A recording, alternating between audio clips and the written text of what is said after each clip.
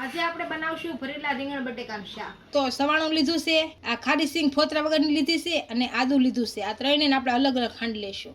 એક નાની સાઈડનું ટમેટાના ટુકડા કરી નાખશું, આખું જીરું નાખશું, થોડીક હિંગ નાખીશું, હળદર પાવડર નાખીશું, ધાણા જીરું પાવડર નાખીશું, ગરમ મસાલો, સ્વાદ અનુસાર મીઠું નાખીશું, થોડીક ખાંડ નાખીશું, લસણ ને મરચું ખાંડીને નાખીશું, અડધું ફાંડું લીંબુ નીસોશું અને થોડાક ધાણા નાખીશું લીલા. થોડુંક તેલ નાખી અને આને ભેળવી લેશું. આ રીતના સીર પાડી લેવાની. બટેકાને પાડી લઈશું.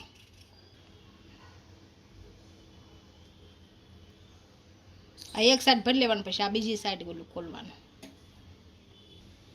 આ રીતનું ભરી લેવાનું, દબાવી દબાવી. હવે આને ગરમ થવા દઈશું.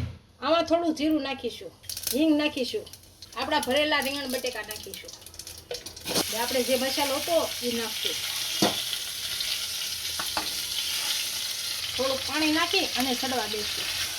2 સીટી થવા દઈશું. આપણું શાક સારી રીતના સડી ગયું છે. આમાં ધાણા નાખી અને નીચે ઉતારી દઈશું.